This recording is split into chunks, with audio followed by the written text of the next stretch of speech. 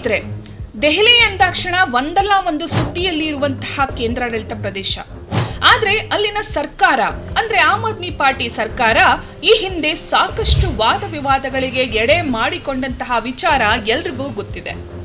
ಅದರಲ್ಲೂ ಮಧ್ಯ ನಿಧಿಯ ಹಗರಣದ ಬಗ್ಗೆ ಬಿಜೆಪಿಯ ಟಾಪ್ 1 ಲೀಡರ್ಗಳಿಂದ ಹಿಡಿದು ಗ್ರೌಂಡ್ ಲೆವೆಲ್ ಲೀಡರ್ಗಳವರೆಗೂ ತುಂಬಾ ಚೆನ್ನಾಗಿ ನರೇಟ್ ಮಾಡಿ ಆರೋಪಿಗಳನ್ನ ಅಪರಾಧಿ ಅಂತ ಹೇಳುವ ಕಡೆಗೆ ಬಿಜೆಪಿ ಸಂಪೂರ್ಣವಾಗಿ ಯಶಸ್ವಿಯಾಗಿದೆ.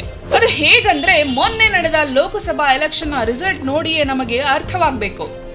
ಆದ್ರೆ ಕಳೆದ ವರ್ಷ ನಡೆದ ದೆಹಲಿಯ ನಗರಸಭೆ ಚುನಾವಣೆಯಲ್ಲಿ ಆಮ್ ಆದ್ಮಿ ಪಾರ್ಟಿ ಸಂಪೂರ್ಣ ಬಹುಮತದೊಂದಿಗೆ ಸ್ಥಳೀಯವಾಗಿ ಆಡಳಿತ ಮಾಡಲು ಸಕ್ಷಮವಾಗಿದೆ. ಅದೇ ನಿಟ್ಟಿನಲ್ಲಿ ಈಗ ಸುದ್ದಿಯಲ್ಲಿರೋದೇನೆಂದ್ರೆ, ದೆಹಲಿಯಲ್ಲಿನ ನೀರಿನ ಕೊರತೆ, ವಾಟರ್ ಟ್ಯಾಂಕ್ ಮಾಫಿಯಾ ಜೊತೆಗೆ ಆಮ್ ಆದ್ಮಿ ಪಕ್ಷ ನಿಂತುಕೊಂಡಿದೆ, ಕಮಿಷನ್ ವ್ಯವಹಾರ ಮಾಡಿದೆ ಅನ್ನುವಂತಹದನ್ನ ದೆಹಲಿ ಬಿಜೆಪಿ ವಾದ ಮಾಡ್ತಿದೆ.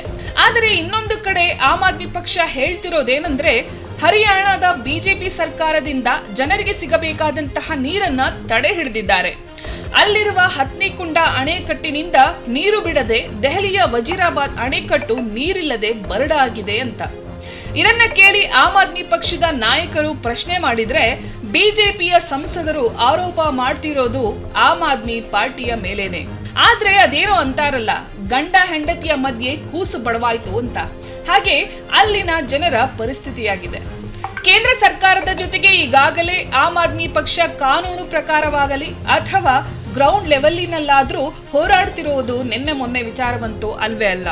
ದೆಹಲಿ ಒಂದು ರಾಜ್ಯದ ಸ್ಥಾನಮಾನವನ್ನ ಪಡಿಬೇಕು ಅಂತ ಈ ಹಿಂದೆಯಿಂದಲೂ ಹೋರಾಟ ಮಾಡುತ್ತಲೇ ಬಂದಿದೆ.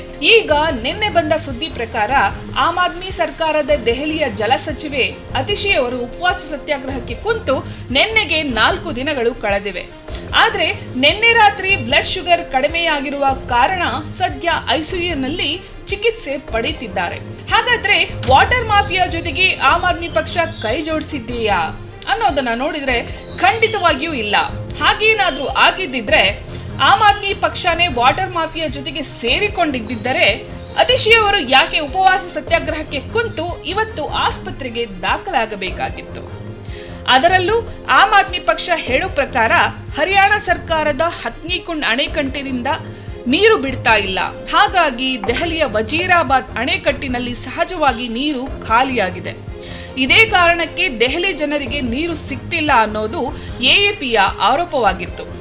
ಈ ಆರೋಪದ ಬೆನ್ನಲ್ಲೇ ಅತಿಶಿ ಅವರು ಈ ಕಡೆ ಉಪವಾಸ ಸತ್ಯಾಗ್ರಹಕ್ಕೆ ಕುಂತ ಮೇಲೆ ಹರಿಯಾಣ ಬಿಜೆಪಿ ಸರ್ಕಾರ ದೆಹಲಿಯ ಜನರಿಗೆ ತಲುಪಬೇಕಾಗಿದ್ದ 613 ಎಂಜಿಡಿ ನೀರಿನಲ್ಲಿ 100 ಎಂಜಿಡಿ ಅಂದ್ರೆ 46,000 ಕೋಟಿ ಲೀಟರ್ ನೀರನ್ನ ಕಡಿತಗೊಳಿಸಿದ್ದು ಎಎಪಿ ಮಾಡಿದ ಆರೋಪ ಇದೀಗ ಸತ್ಯವಾಗಿದೆ.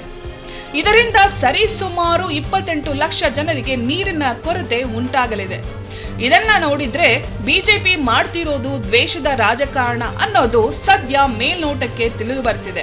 ಅದರಲ್ಲೂ ಹರಿಯಾಣ ಬಿಜೆಪಿ ಸರ್ಕಾರ ನೀರು ಪೂರೈಕೆ ನಿಲ್ಲಿಸಿದ್ದಕ್ಕಾಗಿ ವಾಟರ್ ಟ್ಯಾಂಕ್ ಮಾಫಿಯಾ ಜೊತೆ ಬಿಜೆಪಿನೇ ನೇರವಾಗಿ ಲಿಂಕ್ ಇಟ್ಟುಕೊಂಡಿದೆಯಾ ಅನ್ನುವ ಅನುಮಾನವೂ ಮೂಡ್ತಿದೆ. ಪಕ್ಷ ರಾಜಕೀಯ ಅದೇನೇ ಇರಲಿ, ಜನಸಾಮಾನ್ಯರ ಬದುಕನ್ನ ನೀರಿಲ್ಲದೆ ಈ ರೀತಿ ಹಿಂಸೆ ಕೊಡೋದು ಎಷ್ಟು ಸರಿ? ದೆಹಲಿಯ ಜನರ ಮೂಲಭೂತ ಹಕ್ಕು ಕಿತ್ತುಕೊಳ್ಳುವ ಎಲ್ಲಾ ಪ್ರಯತ್ನವನ್ನು ಬಿಜೆಪಿ ಮಾಡುತ್ತಲೇ ಬಂದಿದೆ. ಪಕ್ಷ ರಾಜಕೀಯ ಅಂದ್ರೆ ಆರೋಪ ಪ್ರತ್ಯಾರೋಪಗಳು ಇದ್ದೇ ಇರ್ತವೆ. ಆದ್ರೆ ಜನರು ಸ್ಥಳೀಯವಾಗಿ ಚುನಾವಣೆಯಲ್ಲಿ ಬಿಜೆಪಿಗೆ ಅವಕಾಶ ಕೊಟ್ಟಿಲ್ಲ ಎನ್ನುವ ಒಂದೇ ಒಂದು ಕಾರಣಕ್ಕೆ ದೆಹಲಿಯ ಜನರ ನೀರನ್ನು ನಿಲ್ಲಿಸೋದು ಎಷ್ಟು ಸರಿ? ನಿಜವಾಗ್ಲೂ ಬಿಜೆಪಿ ಜನ ಆಡಳಿತ ನೀಡುವುದೇ ಆದ್ರೆ ಜನಗಳಿಗೆ ಕಷ್ಟ ನೀಡದೆ ಮೊದಲು ಕೇಳಿರುವ ಪ್ರಶ್ನೆಗಳಿಗೆ ಉತ್ತರ ಕೊಡಲಿ ಅನ್ನೋದು ಆಮ್ ಆದ್ಮಿ ಪಕ್ಷದ ನಾಯಕರುಗಳ ಒತ್ತಾಯವಾಗಿದೆ.